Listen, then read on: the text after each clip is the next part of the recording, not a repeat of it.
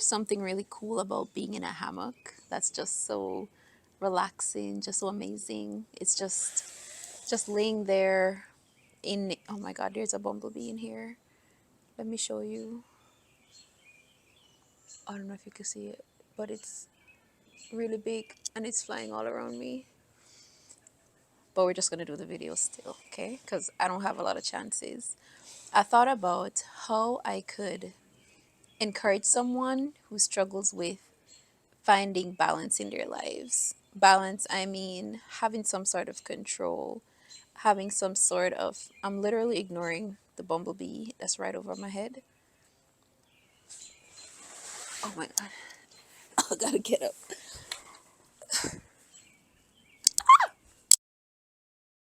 All right, I'm back. The bumblebee is gone, right? So I wanted to say that, isn't it so cool to have a hammock? Like to lay in a hammock. If you've ever had one, to just lay in it. It's just so fun. And this one I've had for about 3 years actually. And the kids love it. They swing on it. They use it like a circus effect or something. Like, and it's so big it could hold all of us. So that's awesome.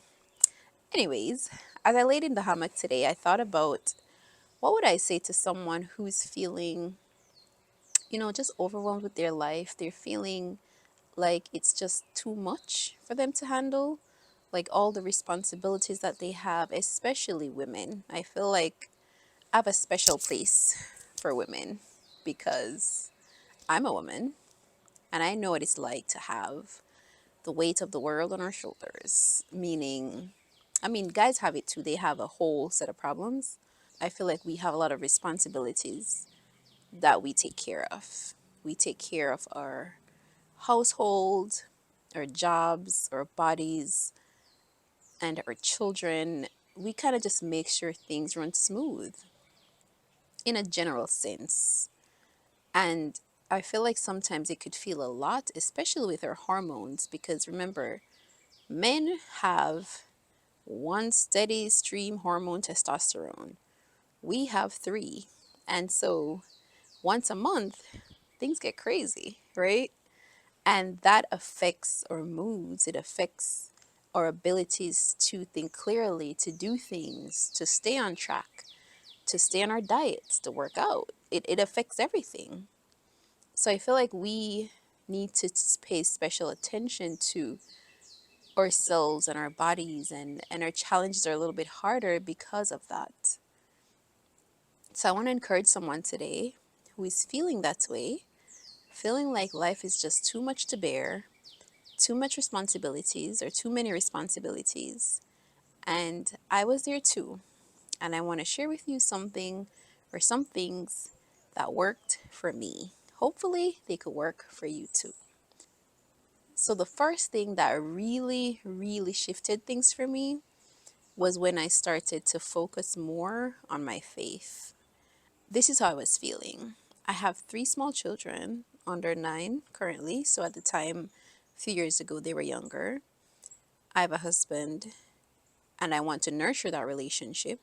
We have two businesses that we manage, and I have the responsibility of helping out with my mother-in-law and her health issues. So taking her to the doctor. She has a lot of chronic illnesses, so I took up that responsibility to take care of her per se.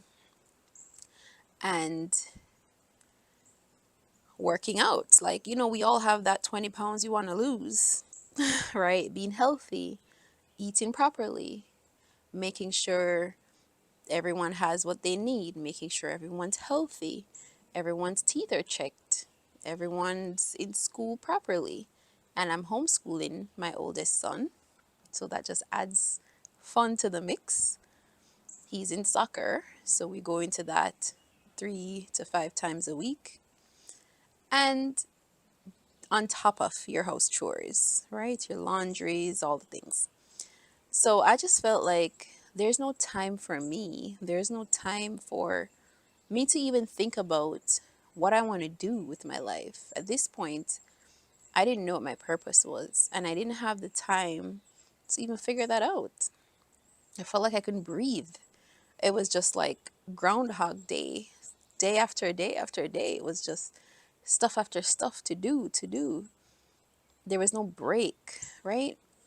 And so what happened was, plus, I wanted to grow my faith at this time because when I had my son, he's 4 now, but so 4 years ago during COVID, I had a terrible pregnancy. I mean, terrible. Like, I would wish it on no one. I was hospitalized like 3 times. Anyways, I don't want to go there. I had hyperemesis. I had a nurse at home. It was a whole mess. And so I was so distant from God because mentally, I think I was mentally messed up for about 3 years, 2 to 3 years after that. And it messed with my mind.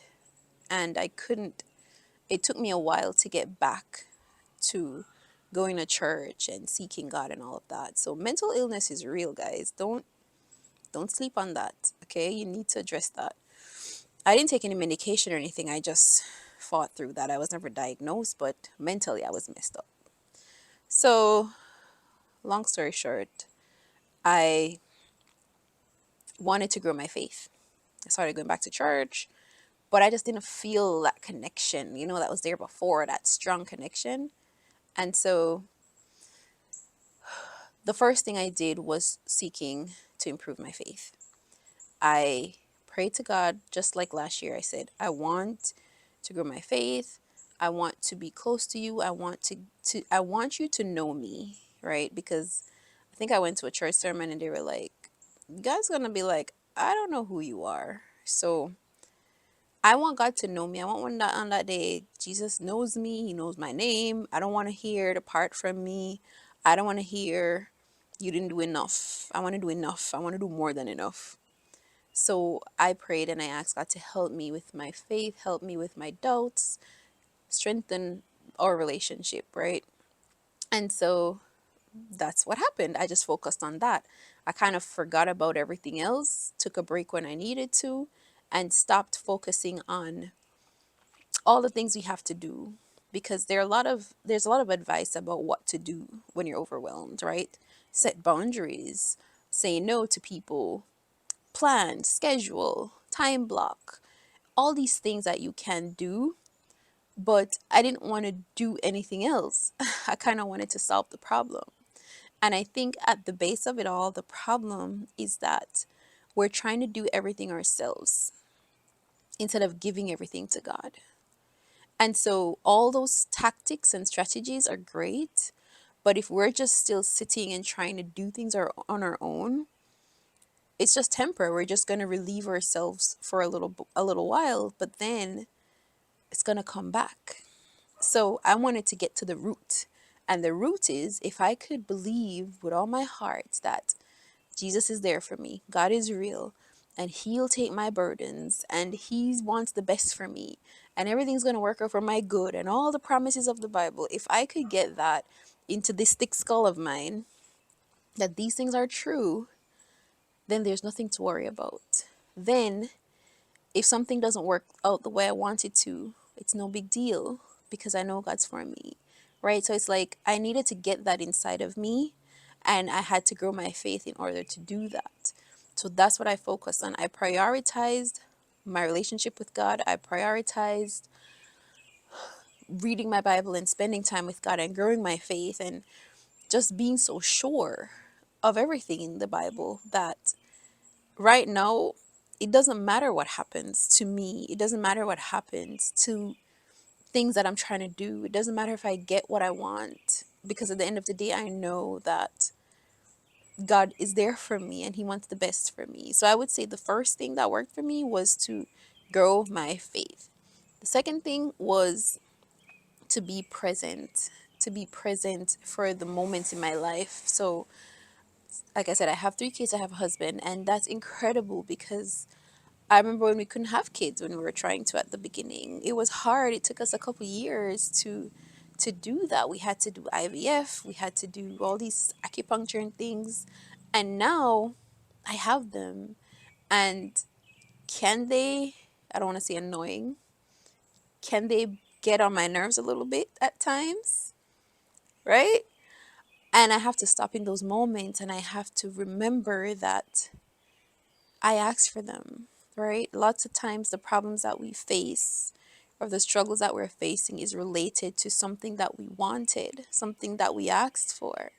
And then when we get them, we're not prepared for the issues that come with it. So we have to remember that when we ask God for something, there it's not going to be just rainbows and fairy tales. It's going to come with some kind of struggle, right? It's going to come with some growth and learning and valleys that we need to go through. So let's be prepared for that. Yes, we want luxuries and all the things, but it comes at a price, right? The price is our time, it's our attention, it's the overwhelm, and we have to learn to deal with that. So being present, I never I was never the type of person to be present. I was always thinking about the next thing to do, the to-do list. I'm great at to-do lists. I could do everything on my list, right? But I need to stop and be present in that moment. So when I'm sitting with them watching a movie, like I'm there. I'm not trying to figure out how best to do something else, how to be more efficient at something else. No, I'm there, right? So being present, because these moments are fleeting. We'll never get them back. We'll never get a minute back. So just being there, and tomorrow's not promised. So it doesn't even matter too much if we're planning ahead because we might not get there. So we might as well just live in the moment, absorb what we have, and be appreciative of everything around us. Like right now, I'm sitting outside looking up at the trees, I'm hearing all these birds, and it's just incredible to me that nature is so incredible, right? Like just stopping and thinking about that. Instead of this fast paced world where everything is just on go, sometimes it's good to just stop. Just stop and just breathe. Just breathe in it, right? Just look around us and understand that these are blessings. The birds chirping, it's a blessing. It's a sign of God's goodness, it's a sign of His power, it's a sign of His majesty. And we take it for granted. I am included. I take it for granted at times. We just wake up and we're just going, going, going, and we're not stopping and realizing what's around us. Even the smallest insect, even that bumblebee today, I'm sure he serves a purpose, right? And it's just incredible that God is just so big. He's just so amazing. So when we could stop and just marvel, right, in His creation, it puts us at rest, it puts us at peace to then come back refreshed. What happens when we rest? What happens when we relax? Right? Self care is a big thing now. What happens when you self care? Your mind gets clearer and then you're able to make better decisions. So, yes, we still have all the stuff we have to do. Nothing's going to go off our list, but it's how we think about them, it's how we address them. And not everything is equally important, right? So, just prioritize what is most important. For me, my faith was most important because if I should die tomorrow, I want to be sure where I'm going. That's what matters the most to me, right? Everything else is just gravy. Having a nice luxury life is gravy. Not that I want that, but having my health, gravy. Because all of that is temporary. The only thing that's permanent is eternity. So I want to do here things that are for there, right? Makes logical sense that if this world is going to pass away, why only focus on that? Why not focus on our eternal life too? So just having that big perspective helps me a lot, that when things are troubling for us here on this earth, in this life, that there is a next life, that a more permanent life that matters more than this. So if you're feeling overwhelmed, I want to encourage you to stop, take a breath, and just relax for a minute. The problems aren't going away, right? Us dwelling on our problems do not change them. one iota. They'll be there tomorrow or later. So, what we could control is our emotions, is our actions, is our thoughts, is our perspective. So, if we could control those things, that's what we should focus on. And when our minds are clear, we come up with better solutions. We could come up with a different perspective of looking at something, right? Maybe realizing that something we don't need to do. If you can't do everything, drop some things. That's okay. We can't be all things to all men all the time. I've said no to a lot of stuff this past year. I'm just doing nothing. I'm just like bare minimum life right now. So, and it's fun. It's nice. It's relaxing. So, I encourage you to just slow down, go inside yourself, and find out what it is that you need to do. You know the answer, you know what to do.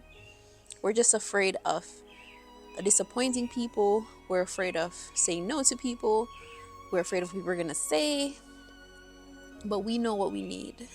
And if not, pray and ask God to help you. He'll help you. He helped me to figure out what it is we need to deal with our overwhelm. Don't just take advice from people telling you what to do. Don't just take the advice I'm giving you is to go to God, not to listen to me. Okay? So He's the one with the answer. He's the one that knows what you need, right? That will tell you what you want, what you need, not what you want, what you need. But just trying to live a little slower paced life, I find, is a little bit better. We're able to just breathe, we're able to relax in His presence, not just on a Sunday when we go to church, but every day when we're at work, when life gets hectic, just taking a minute, going in the car and just breathing, just listening to some music and just centering ourselves in His presence. It helps tremendously. So I leave you with that today. I'm doing a challenge to come on here every day this week. I'm going to try. See if I could just do a video every day for 7 days. Oh my God, I'm on 2% battery. The battery's going to die. Okay. So you have a wonderful, wonderful day. God loves you, and I'll see you in the next video.